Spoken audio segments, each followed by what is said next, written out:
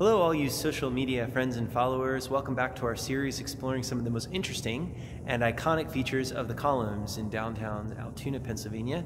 My name is Vince Eilenberger. I am the facilities coordinator here at the columns. And today we're going to be looking at some of the columns murals and a little bit of their history behind them. So behind me, you can see one of the murals that's on our walls. It was painted in 1925 by Gustav Ketterer, who was a German muralist who had come in from Philadelphia to paint these murals. And the hope was that the bank, First National Bank, was hoping to capture the contrast between different industries in 1825, 100 years before the building of the bank, and 1925 in contemporary times for the bank. So behind me you can see a mural that's entitled Transportation, and it is a scene of what a typical day in the life in Altoona would have looked like in 1925.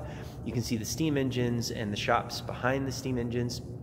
And then if you turn around on the other side of the banquet center, you can see another mural also highlighting transportation, but this time a scene from 1825. So this would have been before the railroad came through, and it is a scene of a covered wagon, a Conestoga wagon, bringing goods from the east of the state to the west of the state. So murals highlighting the difference in the transportation industry in the 100 years between 1825 and 1925. Now, what's interesting is if you look at the banquet center, there's actually 6 spots total, 3 on each side of the banquet center, for murals, one here, that are empty.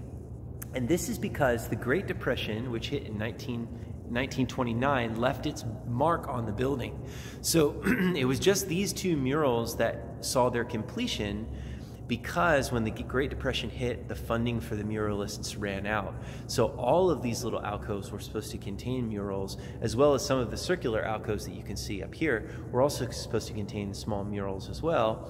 So an interesting little fact, the history of our country and the history of the Great Depression is baked into this building, and it affected everything. So if you'd like to come in and see some of this in person, just connect with me over social media. I'm happy to set up an appointment, and we'll see you next time.